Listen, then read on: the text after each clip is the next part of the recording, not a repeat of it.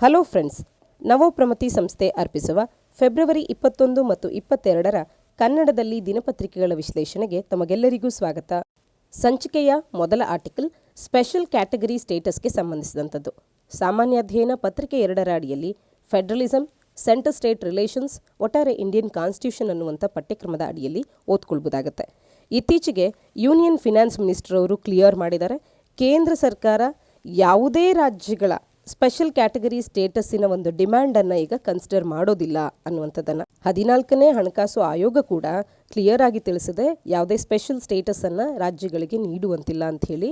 ಆ ಒಂದು ಹಿನ್ನೆಲೆಯಲ್ಲಿ ಇಲ್ಲಿ ಕೇಂದ್ರ ಸರ್ಕಾರದ ಫಿನಾನ್ಸ್ ಮಿನಿಸ್ಟ್ರು ಕೂಡ ತಿಳಿಸ್ತಾ ಇದ್ದಾರೆ, ಸ್ಪೆಷಲ್ ಕ್ಯಾಟಗರಿ ಸ್ಟೇಟಸನ್ನು ಯಾವುದೇ ರಾಜ್ಯಕ್ಕೂ ಕೂಡ ನಾವು ನೀಡೋದಿಲ್ಲ ಅನ್ನುವಂಥದ್ದನ್ನು. ಇದು ಒಡಿಶಾ, ಬಿಹಾರ್ ಮತ್ತು ಆಂಧ್ರ ಪ್ರದೇಶದಂಥ ರಾಜ್ಯಗಳಿಗೆ ಸ್ಪೆಷಲ್ ಸ್ಟೇಟಸ್ಸಿನ ಮೇಲೆ ಕಣ್ಣಿಟ್ಟಂಥ ರಾಜ್ಯಗಳಿಗೆ ಈಗ ಒಂದು ಬಿಗ್ ಬ್ಲೋ ಅನ್ನುವಂಥದ್ದು ಉಂಟಾಗಿದೆ. ಹಾಗಾದರೆ ಏನಿದು ಸ್ಪೆಷಲ್ ಕ್ಯಾಟಗರಿ ಸ್ಟೇಟಸ್ ಅನ್ನುವಂಥದ್ದು ಅಂತ ಹೇಳಿ ನೋಡೋದೇ ಆದರೆ, ಸ್ಪೆಷಲ್ ಕ್ಯಾಟಗರಿ ಸ್ಟೇಟಸ್ ಅನ್ನುವಂಥದ್ದು ಒಂದು ರೀತಿಯ ಕ್ಲಾಸಿಫಿಕೇಷನ್ ಆಗುತ್ತೆ ರಾಜ್ಯಗಳಿಗೆ ಕೇಂದ್ರ ನೀಡುವಂಥದ್ದು. ಯಾತಕ್ಕೆ ಅಂತ ಅಂದರೆ, ಯಾವ ರಾಜ್ಯಗಳು ಜಿಯೋಗ್ರಫಿಕಲ್ ಮತ್ತು ಸೋಷಿಯೋ ಎಕನಾಮಿಕ್ ಡಿಸ್ಅಡ್ವಾಂಟೇಜಸನ್ನು ಹೊಂದಿವೆ ಅಂಥ ರಾಜ್ಯಗಳನ್ನು ಅವುಗಳು ಅಭಿವೃದ್ಧಿ ಹೊಂದೋದಕ್ಕೆ ಹೆಲ್ಪ್ಫುಲ್ ಆಗಲಿ ಅನ್ನುವಂಥ ಕಾರಣಕ್ಕೆ ಸ್ಪೆಷಲ್ ಕ್ಯಾಟಗರಿ ಸ್ಟೇಟಸನ್ನು ನೀಡುವಂಥದ್ದು. ಇನ್ನು ಕಾನ್ಸ್ಟಿಟ್ಯೂಷನ್ ಅನ್ನುವಂಥದ್ದು ಯಾವುದೇ ರೀತಿಯ ಪ್ರಾವಿಷನನ್ನು ಸ್ಪೆಷಲ್ ಕ್ಯಾಟಗರಿ ಸ್ಟೇಟಸ್ ಅನ್ನುವಂಥ ಒಂದು ವಿಭಾಗವನ್ನು ಅಲ್ಲಿ ಮಾಡಿಲ್ಲ ಅಥವಾ ಅದರ ಪ್ರಾವಿಷನನ್ನು ಹೊಂದಿಲ್ಲ. ಆದರೆ 5ನೇ ಹಣಕಾಸು ಆಯೋಗದ ಒಂದು ರೆಕಮೆಂಡೇಷನ್ನ ಆಧಾರದ ಮೇಲೆ 1969ರಲ್ಲಿ ಇದೇನು ರೆಕಮೆಂಡೇಷನನ್ನು ನೀಡಿತು, ಇದರ ಆಧಾರದ ಮೇಲೆ ಈ ಕ್ಲಾಸಿಫಿಕೇಷನ್ ಅನ್ನುವಂಥದ್ದು ಲೇಟರ್ ಇದು ಬಂದಂಥದ್ದು. ಇನ್ನು ಈ ಸ್ಟೇಟಸನ್ನು ಮೊದಲ ಬಾರಿಗೆ ಕಾಶ್ಮೀರಿಗೆ, ಜಮ್ಮು ಆ್ಯಂಡ್ ಕಾಶ್ಮೀರಿಗೆ, ನಂತರ ಅಸ್ಸಾಂ ಮತ್ತು ನಾಗಾಲ್ಯಾಂಡಿಗೆ 1969ರಲ್ಲಿ ನೀಡಲಾಯಿತು. ಈ ಒಂದು ಸ್ಪೆಷಲ್ ಕ್ಯಾಟಗರಿ ಸ್ಟೇಟಸ್ ಅನ್ನುವಂಥದ್ದನ್ನು ಪ್ಲಾನಿಂಗ್ ಕಮಿಷನ್ ಇದ್ದಂಥ ಸಂದರ್ಭದಲ್ಲಿ ಅದರ ಭಾಗವಾಗಿದ್ದಂಥ ನ್ಯಾಷನಲ್ ಡೆವಲಪ್ಮೆಂಟ್ ಕೌನ್ಸಿಲ್ ಅನ್ನುವಂಥದ್ದು ಅಪ್ರೂವನ್ನು ಮಾಡ್ತಾಯಿತ್ತು, ಅಸಿಸ್ಟೆನ್ಸನ್ನು ನೀಡ್ತಾಯಿತ್ತು. SCS ಫಾರ್ ಪ್ಲಾನ್ ಅಸಿಸ್ಟೆನ್ಸ್ ಅನ್ನುವಂಥದ್ದು NDC ಅಡಿಯಲ್ಲಿ ಗ್ರ್ಯಾಂಟನ್ನು ನೀಡಲಾಗ್ತಾಯಿತ್ತು. ಇನ್ನು ಈಗಾಗಲೇ 11 ರಾಜ್ಯಗಳಲ್ಲಿ, ಮುಖ್ಯವಾಗಿ ಅಸ್ಸಾಂ, ನಾಗಾಲ್ಯಾಂಡ್, ಹಿಮಾಚಲ್ ಪ್ರದೇಶ್, ಮಣಿಪುರ್, ಮೇಘಾಲಯ, ಮಿಜೋರಾಂ, ಸಿಕ್ಕಿಂ, ತ್ರಿಪುರಾ, ಅರುಣಾಚಲ್ ಪ್ರದೇಶ್, ಉತ್ತರಾಖಂಡ್ ಮತ್ತು ತೆಲಂಗಾಣಕ್ಕೆ ಸ್ಪೆಷಲ್ ಕ್ಯಾಟಗರಿ ಸ್ಟೇಟ್ ಅನ್ನುವಂಥ ಒಂದು ಸ್ಟೇಟಸನ್ನು ನೀಡಲಾಗಿದೆ. ತೆಲಂಗಾಣ ಭಾರತದ ನ್ಯೂಯೆಸ್ಟ್ ಸ್ಟೇಟ್ ಆಗಿದ್ದು, ಇದಕ್ಕೆ ಕೂಡ ಈ ಒಂದು ಸ್ಟೇಟಸನ್ನು ಆಂಧ್ರ ಪ್ರದೇಶದಿಂದ ಇದು ಕಾರ್ವ್ಔಟ್ ಆದ ನಂತರದಲ್ಲಿ ಅಕಾರ್ಡ್ ಮಾಡಲಾಗಿರ್ತಕ್ಕಂಥದ್ದು. 14ನೇ ಹಣಕಾಸು ಆಯೋಗ ಅನ್ನುವಂಥದ್ದು ಸ್ಪೆಷಲ್ ಕ್ಯಾಟಗರಿ ಸ್ಟೇಟಸ್ ಅನ್ನುವಂಥದ್ದನ್ನೇ ತೆಗೆದುಹಾಕಿದೆ ಸ್ಟೇಟ್ಸ್ಗಳಿಗೆ, except for north eastern states and 3 hilly states. 3 hilly states ಮತ್ತು ಈ ಈಶಾನ್ಯ ಭಾಗದಲ್ಲಿರ್ತಕ್ಕಂಥ ರಾಜ್ಯಗಳನ್ನು ಹೊರತುಪಡಿಸಿ ಸ್ಪೆಷಲ್ ಕ್ಯಾಟಗರಿ ಸ್ಟೇಟಸನ್ನು ತೆಗೆದುಹಾಕಿದೆ 14ನೇ ಹಣಕಾಸು ಆಯೋಗ. ಹಾಗೆಯೇ ಸಜೆಸ್ಟ್ ಕೂಡ ಮಾಡಿದೆ, resource gap of such States ಏನಿದೆ ಅವುಗಳಿಗೆ ಟ್ಯಾಕ್ಸ್ ಡೆವಲ್ಯೂಷನನ್ನು ಬೇರೆ ರಾಜ್ಯಗಳಿಗೆ 32% ನೀಡಿದರೆ, ಅಂಥ ರಾಜ್ಯಗಳಿಗೆ ರಿಸೋರ್ಸ್ ಇಲ್ಲದೆ ಇರೋ ಕಾರಣಕ್ಕೆ ಸಂಪನ್ಮೂಲಗಳ ಕೊರತೆಯನ್ನು ನೀವು 42%ನಷ್ಟು ನೀಡೋ ಮುಖಾಂತರವಾಗಿ, ಟ್ಯಾಕ್ಸ್ ಡೆವಲ್ಯೂಷನನ್ನು 42%ಅನ್ನು ನೀಡೋ ಮುಖಾಂತರವಾಗಿ ಆ ಗ್ಯಾಪನ್ನು ಫಿಲ್ ಮಾಡಬಹುದು ಅನ್ನುವಂಥ ಒಂದು ಸಜೆಷನನ್ನು ಕೂಡ ನೀಡಿದೆ. ಇನ್ನು ಸ್ಪೆಷಲ್ ಕ್ಯಾಟಗರಿ ಸ್ಟೇಟಸ್ ಅನ್ನುವಂಥದ್ದು ಸ್ಪೆಷಲ್ ಸ್ಟೇಟಸ್ಸಿಗೆ ಭಿನ್ನವಾಗಿರುತ್ತೆ. Special status is different, special category status is different ಅನ್ನುವಂಥದ್ದು ನಮಗೆ ಗೊತ್ತಿರಲಿ. ಸ್ಪೆಷಲ್ ಸ್ಟೇಟಸ್ ಅನ್ನುವಂಥದ್ದು ಎನ್ಹ್ಯಾನ್ಸ್ಡ್ ಲೆಜಿಸ್ಲೇಟಿವ್ ಮತ್ತು ಪೊಲಿಟಿಕಲ್ ರೈಟ್ಸ್ಗಳನ್ನು ಇಂಪಾರ್ಟ್ ಮಾಡುತ್ತೆ. ಆದರೆ ಸ್ಪೆಷಲ್ ಕ್ಯಾಟಗರಿ ಸ್ಟೇಟಸ್ ಅನ್ನುವಂಥದ್ದು ಕೇವಲ ಎಕನಾಮಿಕ್ ಮತ್ತು ಫಿನಾನ್ಷಿಯಲ್ ಆಸ್ಪೆಕ್ಟ್ಸ್ಗಳ ಬಗ್ಗೆಯೇ ಮಾತನಾಡುತ್ತೆ. ಉದಾಹರಣೆಗೆ ಜಮ್ಮು ಆ್ಯಂಡ್ ಕಾಶ್ಮೀರ ಸ್ಪೆಷಲ್ ಸ್ಟೇಟಸನ್ನು ಆರ್ಟಿಕಲ್ 370 ರಿಪೀಲ್ ಮಾಡೋ ಹಿಂದೆ ಹೊಂದಿತ್ತು. ಆದರೆ ಈಗ ಆ ಸ್ಪೆಷಲ್ ಸ್ಟೇಟಸ್ ಅನ್ನುವಂಥದ್ದು ಜಮ್ಮು ಆ್ಯಂಡ್ ಕಾಶ್ಮೀರಕ್ಕೆ ಇಲ್ಲದೆ ಇರತಕ್ಕಂಥದ್ದು. ಆದರೆ ಸ್ಪೆಷಲ್ ಕ್ಯಾಟಗರಿ ಸ್ಟೇಟಸ್ಸೇ ಬೇರೆ, ಸ್ಪೆಷಲ್ ಸ್ಟೇಟಸ್ಸೇ ಬೇರೆ ಅನ್ನುವಂಥದ್ದು ನಮಗೆ ತಿಳಿದಿರಬೇಕಾಗತ್ತೆ. ಹಾಗಾದರೆ ಯಾವ ಬೇಸ್ಡ್ ಆಧಾರದ ಮೇಲೆ ಇವುಗಳನ್ನು ನೀಡಲಾಗುತ್ತೆ ಅಂದರೆ, ಗಾಡ್ಗಿಲ್ ಫಾರ್ಮುಲಾದ ಆಧಾರದ ಮೇಲೆ ಕೆಲವೊಂದು ಪ್ಯಾರಾಮೀಟರ್ಸ್ಗಳನ್ನು ಇಲ್ಲಿ ಕನ್ಸಿಡರ್ ಮಾಡಲಾಗಿದೆ. ಉದಾಹರಣೆಗೆ ಹಿಲ್ಲಿ ಟೆರೈನ್ ಆಗಿರ್ಬೋದು, ಲೋ ಪಾಪ್ಯುಲೇಷನ್ ಡೆನ್ಸಿಟಿ ಅಥವಾ sizeable share of tribal population ಇರ್ತಕ್ಕಂಥದ್ದಾಗಿರ್ಬೋದು, strategic location along the borders with neighbouring countries ಇರುವಂಥದ್ದಾಗಿರ್ಬೋದು, ಎಕನಾಮಿಕ್ ಮತ್ತು ಇನ್ಫ್ರಾಸ್ಟ್ರಕ್ಚರ್ ಬ್ಯಾಕ್ವರ್ಡ್ನೆಸ್, ಹಾಗೆ non viable nature of state finances ಇದ್ದಂಥ ಸಂದರ್ಭದಲ್ಲಿ ಈ ಪ್ಯಾರಾಮೀಟರ್ಸ್ಗಳನ್ನು ಗಾಡ್ಗಿಲ್ ಫಾರ್ಮುಲಾದ ಆಧಾರದ ಮೇಲೆ ತಗೊಂಡು ಸ್ಪೆಷಲ್ ಕ್ಯಾಟಗರಿ ಸ್ಟೇಟಸನ್ನು ನೀಡುವಂಥದ್ದು ಯಾವುದೇ ರಾಜ್ಯಕ್ಕೆ.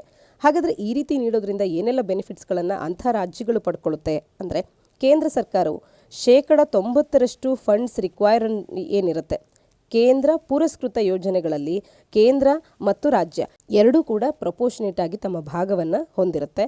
ಆದರೆ ಇಲ್ಲಿ ಸ್ಪೆಷಲ್ ಕ್ಯಾಟಗರಿ ಸ್ಟೇಟಸನ್ನು ಹೊಂದಿಲ್ಲದ ರಾಜ್ಯಗಳು 40% 25% ಕೆಲವೊಂದು ಯೋಜನೆಗಳಲ್ಲಿ ಹಣವನ್ನು ಹೂಡ್ತವೆ. ಕೇಂದ್ರ ಪುರಸ್ಕೃತ ಯೋಜನೆಗಳಲ್ಲಿ.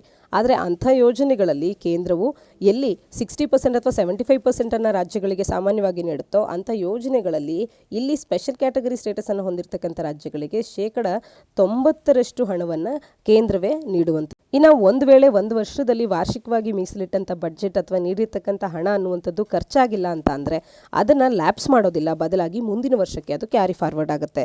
ಇನ್ನು ಸಿಗ್ನಿಫಿಕೆಂಟ್ ಕನ್ಸೆಷನ್ಸ್ಗಳನ್ನು ಎಕ್ಸೈಸ್ ಮತ್ತು ಕಸ್ಟಮ್ ಡ್ಯೂಟೀಸ್ಗಳಲ್ಲಿ, ಇನ್ಕಮ್ ಟ್ಯಾಕ್ಸ್ ಮತ್ತು ಕಾರ್ಪೊರೇಟ್ ಟ್ಯಾಕ್ಸ್ನಲ್ಲಿ ಕೂಡ ನೀಡಲಾಗುತ್ತೆ.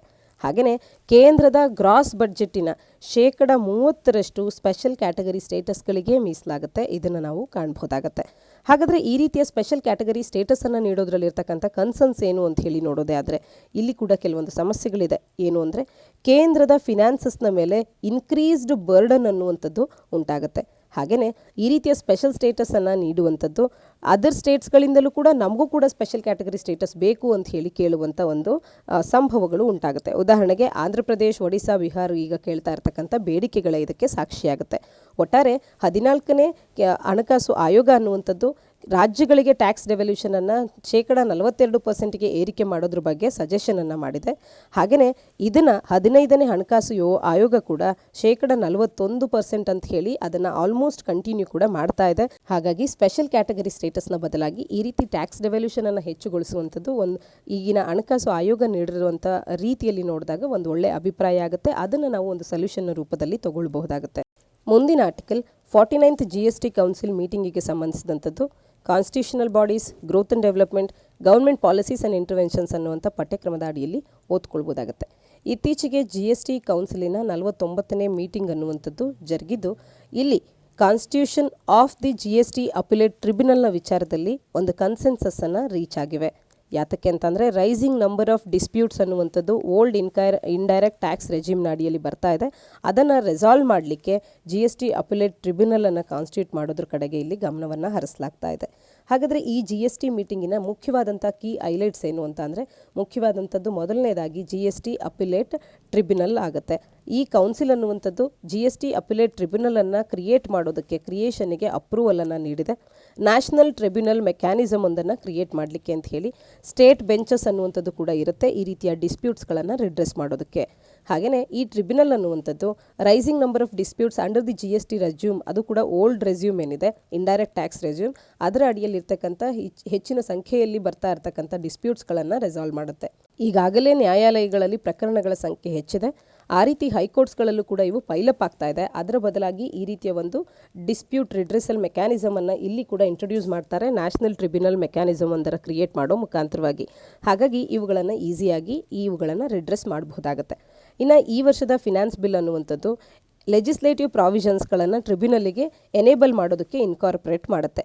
GST ಟ್ರಿಬ್ಯುನಲ್ ಅನ್ನುವಂಥದ್ದು ಒನ್ ಪ್ರಿನ್ಸಿಪಲ್ ಬೆಂಚನ್ನು ನವದೆಹಲಿಯಲ್ಲಿ ಹೊಂದುವಂಥದ್ದು ಮತ್ತು ಮೆನಿ ಬೆಂಚಸ್ಗಳನ್ನು ಬೋರ್ಡ್ಸ್ ಅಥವಾ ಬೆಂಚಸ್ಗಳನ್ನು ರಾಜ್ಯಗಳಲ್ಲಿ ಹೊಂದುವಂಥದ್ದು. ಪ್ರಿನ್ಸಿಪಾಲ್ ಬೆಂಚ್ ಮತ್ತು ಸ್ಟೇಟ್ ಬೋರ್ಡ್ಸ್ಗಳು 2 ಟೆಕ್ನಿಕಲ್ ಮತ್ತು 2 ಜುಡಿಷಿಯಲ್ ಮೆಂಬರ್ಸ್ಗಳನ್ನು ಹೊಂದಿರುತ್ತೆ. ಅಂದರೆ ಈಕ್ವಲ್ ರೆಪ್ರೆಸೆಂಟೇಷನ್ ಇರುತ್ತೆ ಬೋತ್ ಟೆಕ್ನಿಕಲ್ ಆ್ಯಂಡ್ ಜುಡಿಷಿಯಲ್ ಮೆಂಬರ್ಸ್ದು. ಬಟ್ ಆಲ್ 4 ಮೆಂಬರ್ಸ್ಗಳು ಯಾವುದೇ ಒಂದು ಕೇಸನ್ನು ಕೇಳೋದಕ್ಕೆ ಎಲ್ಲರೂ ಕೂಡ ಇರಬೇಕು ಅಂತಿಲ್ಲ. ಇದು likely to be decided based on the threshold or value of the ಎಷ್ಟು ಡ್ಯೂಸ್ಗಳು ಇದ್ದಾವೆ ಅನ್ನುವಂಥ ಆಧಾರದ ಮೇಲೆ. ಹಾಗೆಯೇ ಪೆಂಡಿಂಗ್ ಕಾಂಪನ್ಸೇಷನ್ ಡ್ಯೂಸ್ಗಳನ್ನು ಕ್ಲಿಯರ್ ಮಾಡೋದ್ರ ಕುರಿತಂತೆ ಕೂಡ it has cleared the balance of 16,982 crores ಅನ್ನುವಂಥದ್ದು ಜೂನ್ 2022 ಏನು ಪೆಂಡಿಂಗ್ ಇತ್ತೋ ಅದನ್ನು ಕೂಡ ಕ್ಲಿಯರ್ ಮಾಡಿದೆ ಈ GST ಕೌನ್ಸಿಲಿನ ಮೀಟಿಂಗ್ನಲ್ಲಿ. Finally GST compensation of rupees 16,524 ಅನ್ನು ಫೈನಲೈಸ್ ಮಾಡಿದೆ 6 ರಾಜ್ಯಗಳಿಗೆ.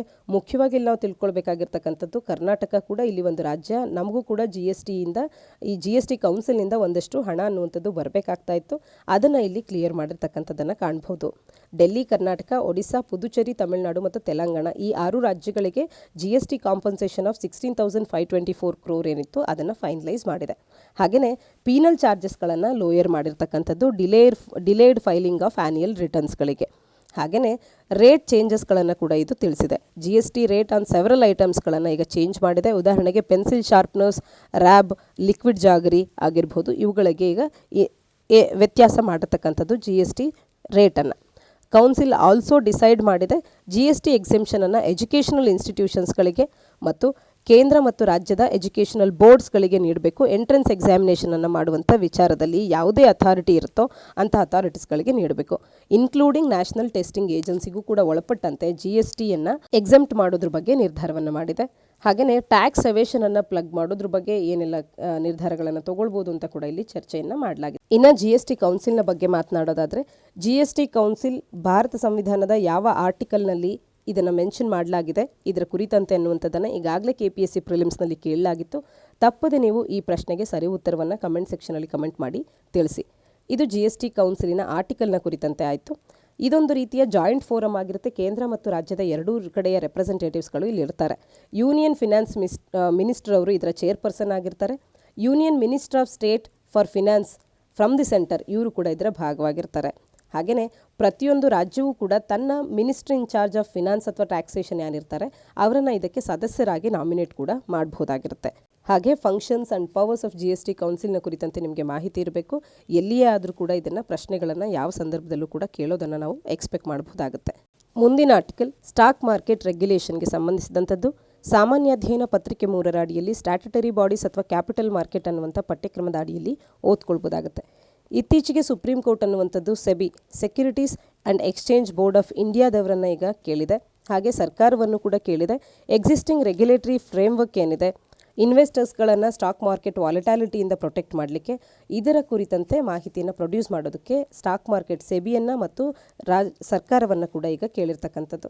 ಹಾಗಾದರೆ ಏನಿದು ಸ್ಟಾಕ್ ಮಾರ್ಕೆಟ್ ಅಂದರೆ, ಸ್ಟಾಕ್ ಮಾರ್ಕೆಟ್ ಅನ್ನುವಂಥದ್ದು ಒಂದು ರೀತಿಯ ವೆನ್ಯೂಸ್ಗಳಾಗಿರುತ್ತೆ.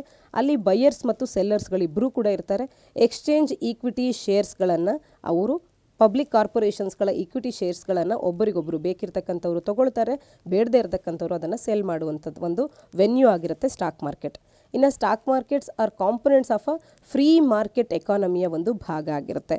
ಬಿಕಾಸ್ ಅವು ಡೆಮೊಕ್ರಟೈಸ್ಡ್ ಆಕ್ಸೆಸ್ಸನ್ನು ಇನ್ವೆಸ್ಟರ್ಸ್ ಟ್ರೇಡಿಂಗಿಗೆ ಅಂತ ಹೇಳಿ ನೀಡುವಂಥದ್ದು ಮತ್ತು ಕ್ಯಾಪಿಟಲ್ನ ಎಕ್ಸ್ಚೇಂಜ್ ಅನ್ನುವಂಥದ್ದು ಇಲ್ಲಿ ಆಗುತ್ತೆ. ಫ್ರೀ ಮಾರ್ಕೆಟ್ ಎಕಾನಮಿ ಅನ್ನುವಂಥದ್ದು ಒಂದು ರೀತಿಯ ಆರ್ಥಿಕ ವ್ಯವಸ್ಥೆ ಅಥವಾ ಎಕನಾಮಿಕ್ ಸಿಸ್ಟಮ್ ಆಗಿದ್ದು, ಇಲ್ಲಿ prices of goods and services ಅನ್ನುವಂಥದ್ದು ಸಪ್ಲೈ ಆ್ಯಂಡ್ ಡಿಮ್ಯಾಂಡ್ನ ರೂಪದಲ್ಲಿ ಇದು ಡಿಟರ್ಮೈನ್ ಆಗುತ್ತೆ. ಅಂದರೆ ಎಷ್ಟು ಬೇಡಿಕೆ ಇರುತ್ತೋ, ಎಷ್ಟು ಪೂರೈಸೋದಕ್ಕೆ ಸಾಧ್ಯ ಆಗುತ್ತೋ ಅದರ ಆಧಾರದ ಮೇಲೆ ಗೂಡ್ಸ್ ಆ್ಯಂಡ್ ಸರ್ವಿಸಸ್ಗಳ ಬೆಲೆ ಅನ್ನುವಂಥದ್ದು ಏರಿಳಿತ ಆಗ್ತಾ ಇರುತ್ತೆ ಫ್ರೀ ಮಾರ್ಕೆಟ್ ಎಕಾನಮಿಯಲ್ಲಿ. ವಿತೌಟ್ ಗೌರ್ಮೆಂಟ್ ರೆಗ್ಯುಲೇಷನಿನ ಇಂಟರ್ಫೆರೆನ್ಸ್ ಇಲ್ಲದೆ ಆ ರೀತಿಯ ಒಂದು ಫ್ರೀ ಮಾರ್ಕೆಟ್ ಎಕಾನಮಿಯ ಒಂದು ಇಂಪಾರ್ಟೆಂಟ್ ಕಾಂಪೊನೆಂಟ್ ಆಗುತ್ತೆ ಸ್ಟಾಕ್ ಮಾರ್ಕೆಟ್ ಅನ್ನುವಂಥದ್ದು. ಇಂಡಿಯಾದಲ್ಲಿ 2 ಸ್ಟಾಕ್ ಎಕ್ಸ್ಚೇಂಜಸ್ಗಳನ್ನು ಕಾಣಬಹುದು. ಒಂದು ಬಾಂಬೆ ಸ್ಟಾಕ್ ಎಕ್ಸ್ಚೇಂಜ್, ಮತ್ತೊಂದು ನ್ಯಾಷನಲ್ ಸ್ಟಾಕ್ ಎಕ್ಸ್ಚೇಂಜ್ NSE ಮತ್ತು BSEಯನ್ನು ನಾವು ಕಾಣಬಹುದಾಗುತ್ತೆ. ಸೆಬಿ ಭಾರತದಲ್ಲಿ ಸೆಕ್ಯೂರಿಟೀಸ್ ಮಾರ್ಕೆಟಿಗೆ ರೆಗ್ಯುಲೇಟರ್ ಆಗಿ ಕಾರ್ಯ ಮಾಡುತ್ತೆ. Securities and exchange board of India ಅನ್ನುವಂಥದ್ದು ಎಲ್ಲ ಲೀಗಲ್ ಫ್ರೇಮ್ವರ್ಕ್ಸ್ಗಳನ್ನು ಮತ್ತು ಆಪರೇಟಿಂಗ್ ಇನ್ ದಿ ಮಾರ್ಕೆಟ್ ಯಾವ ರೀತಿಯಾಗಿ ಆಗಬೇಕು ಅಂತ ಹೇಳಿ ಎಂಟಿಟೀಸ್ಗಳನ್ನು ರೆಗ್ಯುಲೇಟ್ ಮಾಡುವಂಥ ಕಾರ್ಯವನ್ನು ಸೆಬಿ ಮಾಡುತ್ತೆ. Securities contracts regulation act SCRA ಅನ್ನುವಂಥದ್ದು ಸೆಬಿಗೆ ಎಂಪವರ್ ಮಾಡುತ್ತೆ ಸ್ಟಾಕ್ ಎಕ್ಸ್ಚೇಂಜಸ್ಗಳನ್ನು ರೆಕಗ್ನೈಸ್ ಮಾಡಿ ಅದನ್ನು ರೆಗ್ಯುಲೇಟ್ ಮಾಡಲಿಕ್ಕೆ. ಲೇಟರ್ ಕಮೋಡಿಟಿ ಎಕ್ಸ್ಚೇಂಜಸ್ ಅಂತ ಹೇಳಿ ಭಾರತದಲ್ಲಿ ಬಂದಾಗ ಅದನ್ನು ಕೂಡ ಈ ಒಂದು SCRA ಆ್ಯಕ್ಟ್ನ ಅಡಿಯಲ್ಲಿ ಸೆಬಿಗೆ ಎಂಪವರ್ ಮಾಡಲಾಗಿದೆ, ಅದನ್ನು ಕೂಡ ರೆಕಗ್ನೈಸ್ ಮತ್ತು ರೆಗ್ಯುಲೇಟ್ ಮಾಡಲಿಕ್ಕೆ. ಅರ್ಲಿಯರ್ ಇದನ್ನು ಕೇವಲ ಯೂನಿಯನ್ ಗೌರ್ಮೆಂಟ್ ಮಾಡ್ತಾ ಇತ್ತು. ಈಗ ಈ ಕಾರ್ಯವನ್ನು ಸೆಬಿಗೆ ನೀಡಲಾಗಿದೆ ಸೆಕ್ಯೂರಿಟೀಸ್ ಕಾಂಟ್ರಾಕ್ಟ್ಸ್ ರೆಗ್ಯುಲೇಷನ್ ಆ್ಯಕ್ಟ್ನ ಅಡಿಯಲ್ಲಿ. ಹಾಗೆಯೇ ಇವುಗಳನ್ನು ರೆಗ್ಯುಲೇಟ್ ಮಾಡಲಿಕ್ಕೆ ಇರತಕ್ಕಂಥ ಲಾಸ್ ಏನು ಅಂತ ಅಂದರೆ 1992ರಲ್ಲಿ ಸೆಬಿ ಆ್ಯಕ್ಟ್ ಅನ್ನುವಂಥ ಆ್ಯಕ್ಟ್ ಬಂತು. Securities and exchange board of India act ಅನ್ನುವಂಥದ್ದು. ಸೆಬಿ ಆ್ಯಕ್ಟ್ ಅನ್ನುವಂಥದ್ದು ಸೆಬಿಗೆ ಎಂಪವರ್ ಮಾಡುತ್ತೆ ಇನ್ವೆಸ್ಟರ್ಸ್ಗಳ ಇಂಟ್ರೆಸ್ಟನ್ನು ಪ್ರೊಟೆಕ್ಟ್ ಮಾಡುವಂಥದ್ದು ಮತ್ತು ಕ್ಯಾಪಿಟಲ್ ಅಥವಾ ಸೆಕ್ಯೂರಿಟೀಸ್ ಮಾರ್ಕೆಟ್ಸ್ಗಳನ್ನು ಡೆವಲಪ್ ಮಾಡುವಂಥದ್ರ ಕುರಿತಂತೆ. ಹಾಗೆಯೇ securities contracts regulation act 1956 SCRA ಎನ್ನುವಂಥದ್ದು ಒಂದು ಲೀಗಲ್ ಫ್ರೇಮ್ವರ್ಕನ್ನು ಸೆಕ್ಯೂರಿಟೀಸ್ ಕಾಂಟ್ರಾಕ್ಟ್ಸನ್ನು ಭಾರತದಲ್ಲಿ ರೆಗ್ಯುಲೇಟ್ ಮಾಡಲಿಕ್ಕೆ ಅಂತ ಹೇಳಿ ಇದು ನೀಡ್ತಾ ಹೋಗುತ್ತೆ. ಹಾಗೆಯೇ ಲಿಸ್ಟಿಂಗ್ ಆ್ಯಂಡ್ ಟ್ರೇಡಿಂಗ್ ಆಫ್ ಸೆಕ್ಯೂರಿಟೀಸ್ಗಳನ್ನು ಕವರ್ ಮಾಡುತ್ತೆ. Registration and regulation of stock ಬ್ರೋಕರ್ಸ್ಗಳ ಕುರಿತಂತೆ ಇದು ಕವರ್ ಮಾಡುತ್ತೆ. ಸಬ್ ಬ್ರೋಕರ್ಸ್ ಮತ್ತು ಪ್ರಾಹಿಬಿಷನ್ ಆಫ್ ಇನ್ಸೈಡರ್ ಟ್ರೇಡಿಂಗ್ ಇವೆಲ್ಲವನ್ನು ಇದು ಕವರ್ ಮಾಡುತ್ತೆ. 2013ರ ಕಂಪನೀಸ್ ಆ್ಯಕ್ಟ್ ಕೂಡ ಇದರ ಕುರಿತಂಥ ಮಾಹಿತಿಯನ್ನು ಒಳಗೊಂಡಿದೆ.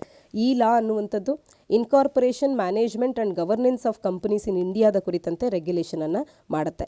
ಹಾಗೆಯೇ ಟ್ರಾನ್ಸ್ಫರ್ ಆಫ್ ಸೆಕ್ಯೂರಿಟೀಸ್ಗಳನ್ನು ಕಂಪನೀಸ್ಗಳು ಮಾಡುವಂಥ ಸಂದರ್ಭದಲ್ಲಿ ಬೇಕಾಗುವಂಥ ರೂಲ್ಸ್ಗಳನ್ನು ಕೂಡ ಸೆಟ್ ಔಟ್ ಮಾಡುತ್ತೆ.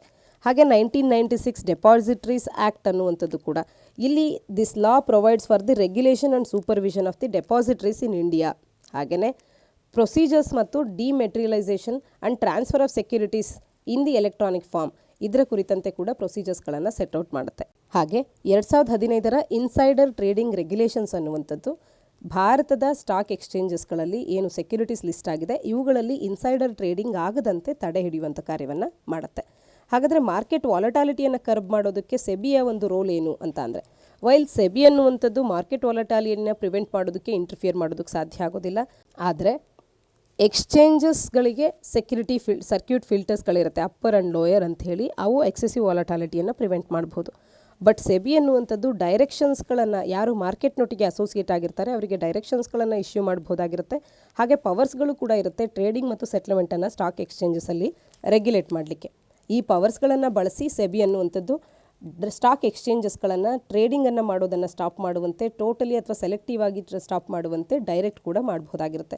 ಹಾಗೆಯೇ ಯಾವುದೇ ಎಂಟಿಟಿ ಅಥವಾ ಪರ್ಸನ್ಸ್ಗಳು ಬೈಯಿಂಗ್, ಸೆಲ್ಲಿಂಗ್ ಅಥವಾ ಡೀಲಿಂಗ್ ಇನ್ ಸೆಕ್ಯುರಿಟೀಸ್ಗಳನ್ನು ಮಾಡುವಂಥ ಸಂದರ್ಭದಲ್ಲಿ ಫಂಡ್ಸ್ಗಳನ್ನು ರೈಸ್ ಮಾಡುವಂಥದ್ದು ಮಾರ್ಕೆಟ್ನಿಂದ ಅಥವಾ ಇಂಟರ್ಮೀಡಿಯೇರಿಯಸ್ ಅಥವಾ ಲಿಸ್ಟೆಡ್ ಕಂಪನೀಸ್ಗಳೊಟ್ಟಿಗೆ ಅಸೋಸಿಯೇಟ್ ಆಗಿದ್ದರೆ ಅಂಥದನ್ನು ಕೂಡ ಇದು ಪ್ರಾಹಿಬಿಟ್ ಬೇಕಾದರೆ ಮಾಡ್ಬೋದಾಗಿರುತ್ತೆ. ಈ ರೀತಿಯ ಪವರ್ಸ್ಗಳು ಸೆಬಿ ಹೊಂದಿರುತ್ತೆ.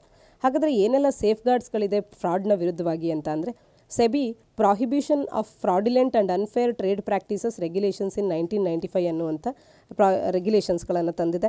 ಹಾಗೆ prohibition of insider trading regulations 1992 ಕೂಡ ಇದೆ. ಈ ಎರಡೂ ಕೂಡ ಮುಖ್ಯವಾಗಿ ಫ್ರಾಡ್ ಮತ್ತು ಮಾರ್ಕೆಟ್ ಮ್ಯಾನಿಪುಲೇಷನನ್ನು ಹಾಗೆ ಇನ್ಸೈಡರ್ ಟ್ರೇಡಿಂಗನ್ನು ಪ್ರಿವೆಂಟ್ ಮಾಡಲಿಕ್ಕೆ ಇರುವಂಥದ್ದು. ಹಾಗೆ prevention of money laundering act ಕೂಡ 2002ರಲ್ಲಿ ಬಂದಿರತಕ್ಕಂಥದ್ದು. ಇದು ಕೂಡ ಹೆಲ್ಪ್ಫುಲ್ ಆಗುತ್ತೆ, ಯಾವುದೇ ರೀತಿಯಾದಂಥ ವೈಲೇಷನ್ಸ್ಗಳನ್ನು ಈ ರೆಗ್ಯುಲೇಷನ್ಸ್ಗಳಲ್ಲಿ ಮಾಡುವಂಥದ್ದನ್ನು ತಡೆಯುತ್ತೆ. ಹಾಗೆ ಸೆಬಿ ನೀಡುವಂಥ ಯಾವುದೇ ಆರ್ಡರ್ಸ್ಗಳಿಗೆ ಕುರಿತಂತೆ ಅಪೀಲ್ಸ್ಗಳು ಬಂದಂಥ ಸಂದರ್ಭದಲ್ಲಿ ಅದನ್ನು ಸೆಕ್ಯುರಿಟೀಸ್ ಅಪೀಲೇಟ್ ಟ್ರಿಬ್ಯುನಲ್ನಲ್ಲಿ ಚಾಲೆಂಜನ್ನು ಕೂಡ ಮಾಡ್ಬೋದು, ಅಲ್ಲಿ ಅಪೀಲನ್ನು ಮಾಡ್ಬೋದಾಗುತ್ತೆ ಈ ಒಂದು ಟ್ರಿಬ್ಯುನಲಲ್ಲಿ. ಸ್ಟಾಕ್ ಮಾರ್ಕೆಟ್, ಅದರ important components, basics of stock market, capital market, ಯಾವ ರೀತಿಯಾಗಿ ಸೆಬಿ ವರ್ಕ್ ಮಾಡುತ್ತೆ, ಏನೆಲ್ಲ ಆ್ಯಕ್ಟ್ಸ್ಗಳು ರೂಲ್ಸ್ಗಳು ಇದೆ, ಪ್ರಿಲಿಮ್ಸ್ ಪಾಯಿಂಟ್ ಆಫ್ ವ್ಯೂನಲ್ಲಿ ಮತ್ತು ಮೈನ್ಸ್ ಪಾಯಿಂಟ್ ಆಫ್ ವ್ಯೂನಲ್ಲಿ ಎರಡೂ ರೀತಿಯಲ್ಲಿ ಇದು ಬಹುಮುಖ್ಯ ಆಗುವಂಥ ಅಂಶಗಳಾಗುತ್ತೆ. ಸೆಬಿ ಆಗಿರ್ಬೋದು, ಸ್ಟಾಕ್ ಮಾರ್ಕೆಟ್ ಆಗಿರ್ಬೋದು, ಶೇರ್ ಆಗಿರ್ಬೋದು, ಇವುಗಳನ್ನು ನಾವು ಡೀಟೈಲ್ ಆಗಿ ಹೇಗೆ ಇದ್ದಾವೆ, ಯಾವ ರೀತಿಯಾಗಿ ಕಾರ್ಯ ಮಾಡುತ್ತೆ, ಈ ರೀತಿಯ ಒಂದು ಕಾನ್ಸೆಪ್ಟ್ಸ್ಗಳನ್ನು ಅರ್ಥೈಸ್ಕೊಂಡಾಗ ನಮ್ಮ ಆರ್ಥಿಕತೆ ಮತ್ತು ಆರ್ಥಿಕ ವ್ಯವಸ್ಥೆಯ ಕುರಿತಂತೆ ಹೆಚ್ಚು ನಾವು ಅರ್ಥ ಮಾಡ್ಕೊಳ್ಳಿಕ್ಕೆ ಸುಲಭ ಆಗುತ್ತೆ. ಮುಂದಿನ article, Odisha initiative to curb the child marriage ಅನ್ನುವಂಥದ್ದು. ಒಡಿಸ್ಸಾದಲ್ಲಿ ಚೈಲ್ಡ್ ಮ್ಯಾರೇಜನ್ನು ತಡೆ ಹಿಡಲಿಕ್ಕೆ ಒಡಿಸ್ಸಾ ರಾಜ್ಯ ತಂದಿರತಕ್ಕಂಥ ಇನಿಷಿಯೇಟಿವ್ನ ಕುರಿತಂತೆ ಆರ್ಟಿಕಲ್ ಮಾತನಾಡುತ್ತೆ. ಸಾಮಾನ್ಯ ಅಧ್ಯಯನ ಪತ್ರಿಕೆ 1 ಮತ್ತು 2ರ ಅಡಿಯಲ್ಲಿ ಗೌರ್ಮೆಂಟ್ ಪಾಲಿಸೀಸ್ ಹಾಗೆ ವುಮೆನ್ ರಿಲೇಟೆಡ್ ಇಶ್ಯೂಸ್ ಅನ್ನುವಂಥ ಪಠ್ಯಕ್ರಮದ ಅಡಿಯಲ್ಲಿ ಓದ್ಕೊಳ್ಬೋದಾಗತ್ತೆ. ಒಡಿಸ್ಸಾ ಒಂದು ಲಾಂಗ್ ಟರ್ಮ್ ಅಪ್ರೋಚನ್ನು, ಸೋಷಿಯಲ್ ಆ್ಯಂಡ್ ಬಿಹೇವಿಯರಲ್ ಚೇಂಜನ್ನು ಚೈಲ್ಡ್ ಮ್ಯಾರೇಜ್ನ ವಿಚಾರದಲ್ಲಿ ತರಲಿಕ್ಕೆ ಅಂತ ಹೇಳಿ ಕಳೆದ 4-5 ವರ್ಷಗಳಿಂದಲೂ ಕೂಡ ಮಾಡ್ತಾ ಇದೆ ಪ್ರಯತ್ನವನ್ನು. ಒಡಿಸ್ಸಾ ಓವರಾಲ್ ಡಿಕ್ಲೈನನ್ನು ಕಂಡಿದೆ ಚೈಲ್ಡ್ ಮ್ಯಾರೇಜಸ್ಗಳ ವಿಚಾರದಲ್ಲಿ. 21.3% ಇತ್ತು. ನ್ಯಾಷನಲ್ ಫ್ಯಾಮಿಲಿ ಹೆಲ್ತ್ ಸರ್ವೆ 4ನ ಪ್ರಕಾರ, NFHS 4ನ ಪ್ರಕಾರ, ಈಗ NFHS 5ನ ಪ್ರಕಾರ 20.5% ಇದೆ. ಅಷ್ಟಾಗಿ ಕಡಿಮೆ ಏನಾಗಿಲ್ಲ, ಆದರೂ ಕೂಡ ಒಂದಷ್ಟು ಡಿಕ್ಲೈನನ್ನು ನಾವು ಕಾಣ್ಬೋದಾಗಿದೆ. ಹಾಗಾದರೆ ಯಾವ ರೀತಿಯಾಗಿ ಒಡಿಸ್ಸಾ ಅನ್ನುವಂಥದ್ದು ಚೈಲ್ಡ್ ಮ್ಯಾರೇಜನ್ನು ಟ್ಯಾಕಲ್ ಮಾಡ್ತಾ ಇದೆ ಅಂತ ಅಂದರೆ, ಈ ರಾಜ್ಯವು ಮಲ್ಟಿ ಪ್ರಾಂಗ್ಡ್ ಅಪ್ರೋಚನ್ನು ಚೈಲ್ಡ್ ಮ್ಯಾರೇಜನ್ನು ಟ್ಯಾಕಲ್ ಮಾಡಲಿಕ್ಕೆ ಹೊಂದಿರತಕ್ಕಂಥದ್ದು. Including the absence of girls in schools ಏನಿದೆ ಅದನ್ನು ಟ್ರ್ಯಾಕ್ ಮಾಡುವಂಥದ್ದು ಮತ್ತು ಅಂಥ ವಿಲೇಜಸ್ಗಳನ್ನು ಟ್ರ್ಯಾಕ್ ಮಾಡಿ ಕೌನ್ಸಿಲಿಂಗ್ ಮಾಡಿ ಅವರಿಗೆ ಆದ್ವಿಕ ಅನ್ನುವಂಥ ಪ್ಲ್ಯಾಟ್ಫಾರ್ಮನ್ನು ಬಳಕೆ ಮಾಡಿಕೊಂಡು ಎಲ್ಲ ಸ್ಕೀಮ್ಸ್ಗಳು ಏನು ಗರ್ಲ್ಸ್ ಏಜ್ಡ್ 10 to 19 ಇಯರ್ಸ್ ಇದೆ ಅದನ್ನು ಅಲ್ಲಿಗೆ ಲಿಂಕ್ ಮಾಡಿ ಆ ಮಕ್ಕಳನ್ನು ಮತ್ತೆ ಶಾಲೆಗೆ ತರುವಂಥದ್ದು ಮತ್ತು ಆ ಮಕ್ಕಳಿಗೆ ಎಲ್ಲ ಏನು ಬೆನಿಫಿಟ್ಸ್ಗಳನ್ನು ಈ ಸ್ಕೀಮ್ಸ್ಗಳ ಅಡಿಯಲ್ಲಿ ನೀಡಲಾಗ್ತದೆ ಅವುಗಳನ್ನು ಅವರಿಗೆ ಒಂದೇ ಪ್ಲ್ಯಾಟ್ಫಾರ್ಮ್ನ ಅಡಿಯಲ್ಲಿ ಒದಗಿಸ್ಕೊಡುವಂಥದ್ದು. ಹಾಗೆಯೇ ವಿಲೇಜಸ್ಗಳನ್ನು ಚೈಲ್ಡ್ ಮ್ಯಾರೇಜ್ ಫ್ರೀಯಾಗಿ ಡಿಕ್ಲೇರ್ ಮಾಡುವಂಥ ಗೈಡ್ಲೈನ್ಸ್ಗಳನ್ನು ಕೂಡ ಇಶ್ಯೂ ಮಾಡಿದೆ. ಹಾಗೆ PVTGs, ಪರ್ಟಿಕ್ಯುಲರ್ಲಿ ವಲ್ನರಬಲ್ ಟ್ರೈಬಲ್ ಗ್ರೂಪ್ಸ್ಗಳೇನಿದೆ ಇಂಥವರಿಗೆ ಮಾನಿಟರಿ ಇನ್ಸೆಂಟಿವ್ಸ್ಗಳನ್ನು ಕೂಡ ನೀಡ್ತಾ ಇದೆ ಚೈಲ್ಡ್ ಮ್ಯಾರೇಜನ್ನು ತಡೆ ಹಿಡಿಲಿಕ್ಕೆ ಅಂಥೇಳಿ. ಹಾಗೆಯೇ ಚೈಲ್ಡ್ ಮ್ಯಾರೇಜಸ್ಗಳನ್ನು ಡಿಸ್ಟ್ರಿಕ್ಟ್ ಟು ಡಿಸ್ಟ್ರಿಕ್ಟ್ ಏನು ಡಿಫರ್ ಆಗಿ ಇರುತ್ತೆ ಅಂಥ ಸಂದರ್ಭದಲ್ಲಿ ಒಂದು ಡೇಟಾಬೇಸ್ ಆಫ್ ಅಡೋಲೆಸೆಂಟ್ ಗರ್ಲ್ಸ್ಗಳನ್ನು ಮೇಂಟೈನ್ ಮಾಡುವಂಥ ಕಾರ್ಯವನ್ನು ಮಾಡ್ತಾ ಇದೆ. ಆಧಾರ್ ನಂಬರನ್ನು ಎಲ್ಲ ಮ್ಯಾರೇಜಸ್ಗಳಲ್ಲಿ ಮ್ಯಾಂಡೇಟ್ರಿ ಅಂತ ಕೂಡ ಇದು ಮಾಡ್ತಾ ಇದೆ. ಪ್ರೊಡಕ್ಷನ್ ಆಫ್ ಆಧಾರ್ ಕಾರ್ಡ್ ಅನ್ನುವಂಥದ್ದು, ಆಧಾರ್ ನಂಬರ್ ಅನ್ನುವಂಥದ್ದು ಮ್ಯಾಂಡೇಟ್ರಿ ಆಗುತ್ತೆ ಮ್ಯಾರೇಜಸ್ಗಳಲ್ಲಿ. ಇನ್ನು ವೇರಿಯಸ್ ಡಿಸ್ಟ್ರಿಕ್ಟ್ಸ್ಗಳು ಈ ರೀತಿ ಪ್ರಾಬ್ಲಮನ್ನು ಟ್ಯಾಕಲ್ ಮಾಡೋದಕ್ಕೆ ತಮ್ಮದೇ ಆದಂಥ ವೇಸ್ಗಳನ್ನು ಕಂಡುಹಿಡ್ಕೊಳ್ತಾ ಇದೆ. ಉದಾಹರಣೆಗೆ ಕಥಕ್ ಪರ್ಫಾರ್ಮೆನ್ಸನ್ನು ಲೋಕಲ್ ಸೆಲೆಬ್ರೇಷನ್ನ ರೂಪದಲ್ಲಿ ಮಾಡ್ತಾ ಚೈಲ್ಡ್ ಮ್ಯಾರೇಜನ್ನು ಮಾಡದೇ ಇರುವಂಥ ಒಂದು ಅವೇರ್ನೆಸ್ಸನ್ನು ತರುವಂಥ ಕಾರ್ಯವನ್ನು ಕೂಡ ಕೆಲವು ಜಿಲ್ಲೆಗಳು ಮಾಡ್ತಾ ಇರ್ತಕ್ಕಂಥದ್ದು.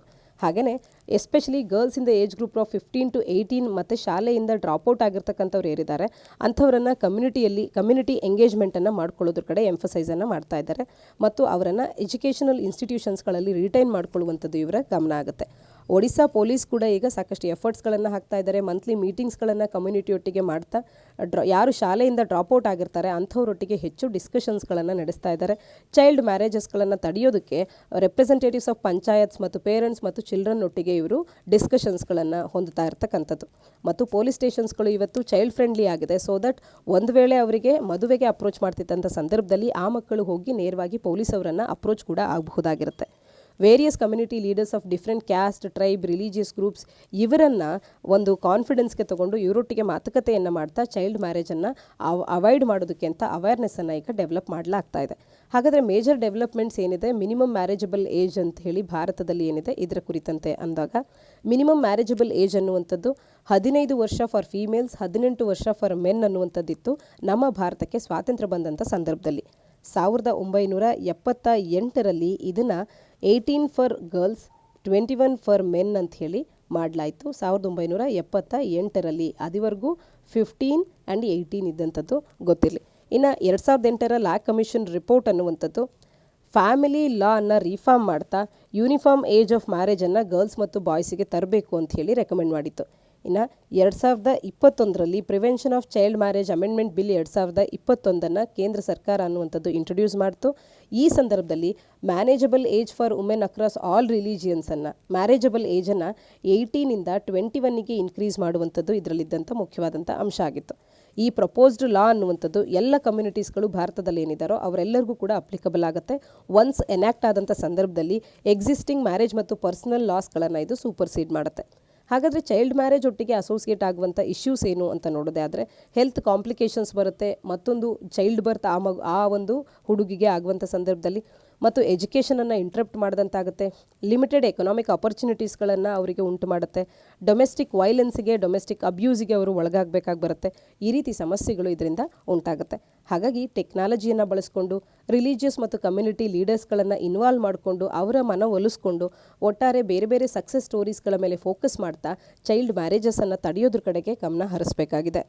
ಮುಂದಿನ article ಓಸ್ಟ್ರೋ ಅಕೌಂಟ್ಸ್ಗಳಿಗೆ ಸಂಬಂಧಿಸಿದಂಥದ್ದು.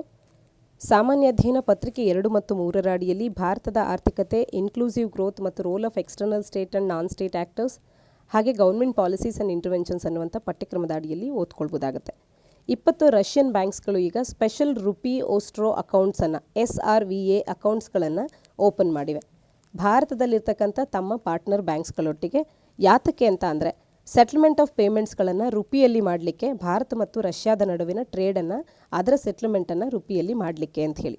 Also all major domestic ಬ್ಯಾಂಕ್ಸ್ಗಳು ಕೂಡ ಅವರ ನೋಡಲ್ ಆಫೀಸರ್ಸ್ಗಳನ್ನು ಲಿಸ್ಟ್ ಔಟ್ ಮಾಡಿದೆ. ಇದರಲ್ಲಿ ಯಾವುದೇ ಇಶ್ಯೂಸ್ಗಳು ಫೇಸ್ ಆದಂಥ ಸಂದರ್ಭದಲ್ಲಿ ಅಂಥವುಗಳಿಗೆ ಸಮಸ್ಯೆಗಳನ್ನು ಬಗೆಹರಿಸಲಿಕ್ಕೆ ಅಂತ ಹೇಳಿ. ಹಾಗಾದರೆ ಇದರ ಬ್ಯಾಕ್ಗ್ರೌಂಡನ್ನು ನೋಡೋದಾದರೆ ಜುಲೈ 2022ರಲ್ಲಿ ಭಾರತೀಯ ರಿಸರ್ವ್ ಬ್ಯಾಂಕ್ ಅನ್ನುವಂಥದ್ದು mechanism to settle international transactions in rupee ಅನ್ನುವಂಥ ಒಂದು ಮೆಕ್ಯಾನಿಸಮನ್ನು ಅನ್ವೈಲ್ ಮಾಡಿತ್ತು. ಇದು ಗ್ಲೋಬಲ್ ಟ್ರೇಡ್ನಲ್ಲಿ ಗ್ರೋತನ್ನು ಪ್ರಮೋಟ್ ಮಾಡುವಂಥ ಕಡೆ ಗಮನವನ್ನು ಹರಿಸ್ತಾ ಇತ್ತು. ಭಾರತದಿಂದ ಎಕ್ಸ್ಪೋರ್ಟ್ ಆಗುವಂಥದ್ರ ಮೇಲೆ ಎಂಫೋಸಿಸನ್ನು ಮಾಡ್ತಾ ಈ ರೀತಿಯ ಒಂದು ಟ್ರೇಡನ್ನು ಪ್ರಮೋಟ್ ಮಾಡಲಿಕ್ಕೆ ಅಂತ ಒಂದು ಇನಿಷಿಯೇಟಿವನ್ನು RBI ತಂದಿತ್ತು ಜುಲೈ 2022ರಲ್ಲಿ. ಹಾಗೆಯೇ ರುಪಿಯನ್ನು ಒಂದು ಅಂತಾರಾಷ್ಟ್ರೀಯ ಮಟ್ಟದ ಕರೆನ್ಸಿಯನ್ನಾಗಿ ಪುಷ್ ಮಾಡುವಂಥದ್ದು ಕೂಡ ಇದರ ಗಮನ ಆಗಿತ್ತು. It was also expected to enable trade with sanction hit nations. ಹಾಗೆಯೇ ಸ್ಯಾಂಕ್ಷನ್ ಹಿಟ್ ಆಗಿರ್ತಕ್ಕಂಥ ನೇಷನ್ಸ್ಗಳೇನಿದೆ, ಉದಾಹರಣೆಗೆ ರಷ್ಯಾದಂಥ ರಾಷ್ಟ್ರಗಳಲ್ಲಿ ಟ್ರೇಡನ್ನು ಎನೇಬಲ್ ಮಾಡಲಿಕ್ಕೆ ಅಲ್ಲಿ ಇದು ನೆರವಾಗುತ್ತೆ ಎನ್ನುವಂಥ ಒಂದು ಗಮನವನ್ನು ಕೂಡ ಇದು ನೀಡಿತ್ತು. ಈ ರೀತಿಯ ಉದ್ದೇಶದಿಂದ ಜುಲೈ 2022ರಲ್ಲಿ RBI ಇಂಥ ನಿರ್ಧಾರವನ್ನು ತಂದಿತ್ತು. RBIನ ಮೆಕ್ಯಾನಿಸಮನ್ನು ಏನು ಫೈನಲೈಸ್ ಮಾಡಿತ್ತು ಅದರ ಪ್ರಕಾರ ಬ್ಯಾಂಕ್ಸ್ ಆಫ್ ಪಾರ್ಟ್ನರ್ ಕಂಟ್ರೀಸ್ಗಳು authorised dealer banks in India ಏನಿದೆ ಇವರನ್ನು ಅಪ್ರೋಚ್ ಮಾಡಬಹುದು ಸ್ಪೆಷಲ್ ರುಪಿ ಓಸ್ಟ್ರೋ ಅಕೌಂಟ್ಸ್ಗಳನ್ನು ಓಪನ್ ಮಾಡಲಿಕ್ಕೆ ಅನ್ನುವಂಥದ್ದನ್ನು ತಿಳಿಸಿತ್ತು. ದಿ ಆಥರೈಸ್ಡ್ ಡೀಲರ್ ಏನಿರ್ತಾರೆ, ಆಥರೈಸ್ಡ್ ಡೀಲರ್ ಬ್ಯಾಂಕ್ ಏನಿರುತ್ತೆ ಅದು ಸೆಂಟ್ರಲ್ ಬ್ಯಾಂಕ್ನಿಂದ ಅಂದರೆ RBIನಿಂದ ಅಪ್ರೂವಲನ್ನು ಕೇಳುತ್ತೆ with the details of such an arrangement ಅಂತ ಹೇಳಿ ತಿಳಿಸಲಾಗಿತ್ತು. ಈಗ ಈ ರೀತಿಯ 20 ರಷ್ಯನ್ ಬ್ಯಾಂಕ್ಸ್ಗಳು ಈ ರೀತಿಯ ಒಂದು ಸ್ಪೆಷಲ್ ರುಪಿ ಓಸ್ಟ್ರೋ ಅಕೌಂಟ್ಸ್ಗಳನ್ನು ಓಪನ್ ಮಾಡ್ತಾ ಇರ್ತಕ್ಕಂಥದ್ದನ್ನು ಕಾಣಬಹುದಾಗಿದೆ. ಹಾಗಾದರೆ ಓಸ್ಟ್ರೋ ಅಕೌಂಟ್ಸ್ ಅಂದರೆ ಏನು ಅನ್ನುವಂಥದ್ದನ್ನು ಮೊದಲಿಗೆ ತಿಳ್ಕೊಳ್ಳೋಣ. ಇದು ಒಂದು ರೀತಿಯ ಅಕೌಂಟ್ ಆಗಿದ್ದು ಇಲ್ಲಿ ಡೊಮೆಸ್ಟಿಕ್ ಬ್ಯಾಂಕ್, ಉದಾಹರಣೆಗೆ ಭಾರತದಲ್ಲಿರ್ತಕ್ಕಂಥ ಡೊಮೆಸ್ಟಿಕ್ ಬ್ಯಾಂಕ್ SBI ಅಂತ ಹೇಳಿ ತಗೊಳ್ಳೋಣ. SBI ಅನ್ನುವಂಥ ಒಂದು ಡೊಮೆಸ್ಟಿಕ್ ಬ್ಯಾಂಕು ಒಂದು ಅಕೌಂಟನ್ನು ಹೋಲ್ಡ್ ಮಾಡುತ್ತೆ ಫಾರಿನ್ ಬ್ಯಾಂಕ್ಸ್ಗಳಿಗಾಗಿ. ಆದರೆ ಕರೆನ್ಸಿ ಬಂದು ಭಾರತೀಯ ಕರೆನ್ಸಿಯೇ ಇರುತ್ತೆ. ಭಾರತದ ಒಂದು ಡೊಮೆಸ್ಟಿಕ್ ಬ್ಯಾಂಕ್ ಅನ್ನುವಂಥದ್ದು ಒಂದು ಅಕೌಂಟನ್ನು ಫಾರಿನ್ ಬ್ಯಾಂಕ್ಸ್ಗಳಿಗಾಗಿ ಹೋಲ್ಡ್ ಮಾಡಿ ಭಾರತದ ಕರೆನ್ಸಿಯಲ್ಲಿಯೇ ಅದನ್ನು ಹೋಲ್ಡ್ ಮಾಡುವಂಥದ್ದು. ಇನ್ ಕೇಸ್ ಆಫ್ ಇಂಡಿಯಾ ರುಪಿಯಲ್ಲಿ ಅದನ್ನು ಹೋಲ್ಡ್ ಮಾಡುವಂಥದ್ದು. ಇದನ್ನು ನಾವು ಈ SRVA ಕಾಣಬಹುದು. ಡೊಮೆಸ್ಟಿಕ್ ಬ್ಯಾಂಕ್ಸ್ಗಳು ಇದನ್ನು ಬಳಕೆ ಮಾಡುತ್ತೆ, ಇಂಟರ್ನ್ಯಾಷನಲ್ ಬ್ಯಾಂಕಿಂಗ್ ಸರ್ವಿಸಸ್ಗಳನ್ನು ನೀಡುತ್ತೆ ಅವರ ಕ್ಲೈಂಟ್ಸ್ಗಳಿಗೆ, ಗ್ಲೋಬಲ್ ಬ್ಯಾಂಕಿಂಗ್ ನೀಡ್ಸ್ಗಳನ್ನು ಯಾರು ಹೊಂದಿರ್ತಾರೆ ಅಂಥವರಿಗೆ. ಇನ್ನು SRVA ಅನ್ನುವಂಥದ್ದು ಒಂದು ಅಡಿಷನಲ್ ಅರೇಂಜ್ಮೆಂಟ್ ಕೂಡ ಆಗುತ್ತೆ. ಎಕ್ಸಿಸ್ಟಿಂಗ್ ಸಿಸ್ಟಮ್ ಏನಿದೆ ಅದಕ್ಕೆ ಫ್ರೀಲಿ ಕನ್ವರ್ಟಿಬಲ್ ಕರೆನ್ಸೀಸ್ ಅಂತ ಹೇಳಿ ಇರ್ತಕ್ಕಂಥ ಎಕ್ಸಿಸ್ಟಿಂಗ್ ಸಿಸ್ಟಮನ್ನು ಬಳಕೆ ಮಾಡಿಕೊಂಡು ಇದನ್ನು ಯಾರು ಬಳಕೆ ಮಾಡ್ತಿರ್ತಾರೆ ಅಂಥವರಿಗೆ ಒಂದು ಅಡಿಷನಲ್ ಅರೇಂಜ್ಮೆಂಟ್ ಕೂಡ ಇದು ಆಗಿದೆ. ಹಾಗೆಯೇ ಒಂದು ಕಾಂಪ್ಲಿಮೆಂಟ್ರಿ ಸಿಸ್ಟಮ್ನ ರೀತಿಯಲ್ಲಿ ಇದು ಕಾರ್ಯ ಮಾಡುತ್ತೆ. ಎಕ್ಸಿಸ್ಟಿಂಗ್ ಸಿಸ್ಟಮ್ನಲ್ಲಿ ಬ್ಯಾಲೆನ್ಸಸ್ಸನ್ನು ಮೇಂಟೈನ್ ಮಾಡಬೇಕು, ಪೊಸಿಷನ್ಸ್ಗಳನ್ನು US$ ಅಥವಾ ಪೌಂಡ್ಸ್ ಈ ರೀತಿ ಹೊರ ರಾಷ್ಟ್ರಗಳ ಒಂದು ಕರೆನ್ಸಿಯಲ್ಲಿಯೇ ನಾವು ಮೇಂಟೈನ್ ಮಾಡಬೇಕಾಗತ್ತೆ ಬ್ಯಾಲೆನ್ಸಸ್ಗಳನ್ನು. ಆದರೆ ಇಲ್ಲಿ ನಮ್ಮ ಡೊಮೆಸ್ಟಿಕ್ ಕರೆನ್ಸಿ ಅಂದರೆ ರುಪಿಯಲ್ಲೂ ಕೂಡ ಮೇಂಟೈನ್ ಮಾಡಬಹುದಾಗಿರುತ್ತೆ. ಇನ್ನು ಇದರ ಫ್ರೇಮ್ವರ್ಕ್ ಅಂದಾಗ 3 ಇಂಪಾರ್ಟೆಂಟ್ ಕಾಂಪೊನೆಂಟ್ಸ್ಗಳನ್ನು ಕಾಣಬಹುದು. ಇನ್ವಾಯ್ಸಿಂಗ್, ಎಕ್ಸ್ಚೇಂಜ್ ರೇಟ್ ಮತ್ತು ಸೆಟ್ಲ್ಮೆಂಟ್ ಅಂತ ಹೇಳಿ ಈ 3 ಕಾಂಪೊನೆಂಟ್ಸ್ಗಳನ್ನು ಇದರಲ್ಲಿ ನಾವು ಕಾಣಬಹುದು. ಇನ್ನು ಇದರ ಫಂಕ್ಷನಿಂಗ್ ಅಂದಾಗ ಡೊಮೆಸ್ಟಿಕ್ ಡೀಲರ್ ಬ್ಯಾಂಕ್ಸ್ಗಳು ಆಥರೈಸ್ ಆಗಿರುತ್ತೆ SRVA ಅಕೌಂಟ್ಸ್ಗಳನ್ನು ಓಪನ್ ಮಾಡಲಿಕ್ಕೆ for the corresponding banks of the partner trading ಕಂಟ್ರಿಗೆ. ಇನ್ನು ಡೊಮೆಸ್ಟಿಕ್ ಇಂಪೋರ್ಟರ್ಸ್ಗಳು ಇಲ್ಲಿ ಪೇಮೆಂಟನ್ನು SRVA ಅಕೌಂಟಿಗೆ INRನಲ್ಲಿ ಮಾಡಬಹುದಾಗಿರುತ್ತೆ ಕರೆಸ್ಪಾಂಡೆಂಟ್ ಬ್ಯಾಂಕಿಗೆ against the invoices for supply of goods and services from the overseas seller or supplier. ಈ ಇನ್ವಾಯ್ಸಸ್ಗೆ ಎಗೇನ್ಸ್ಟ್ ಆಗಿ INRನಲ್ಲಿ ಇಲ್ಲಿ ಪೇಮೆಂಟನ್ನು SRVA ಅಕೌಂಟ್ನಲ್ಲಿ ಮಾಡಬಹುದಾಗಿರುತ್ತೆ.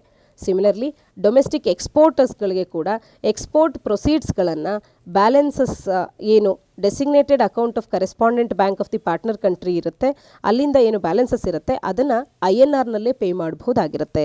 ಇಂಥ ಒಂದು ಅರೇಂಜ್ಮೆಂಟಿನ ಪರ್ಪಸ್ ಏನು ಅಂತ ಅಂದರೆ ಡಿಮ್ಯಾಂಡ್ ಫಾರ್ ಫಾರೆಕ್ಸ್ ಅನ್ನೋನ್ನ ಇದು ಕಡಿಮೆ ಮಾಡುತ್ತೆ. ಎಕನಾಮಿಕ್ ಸರ್ವೆ 22-23 ನಾವು ನೋಡಿದಾಗ ಇದು ಒಂದು ಫ್ರೇಮ್ವರ್ಕನ್ನು ಆರ್ಗ್ಯೂ ಮಾಡಿದೆ. ಅಲ್ಲಿ largely that will reduce the net demand for foreign exchange ಅಂತ ಒಂದು ಫ್ರೇಮ್ವರ್ಕನ್ನು ರೆಕಮೆಂಡ್ ಮಾಡಿತ್ತು.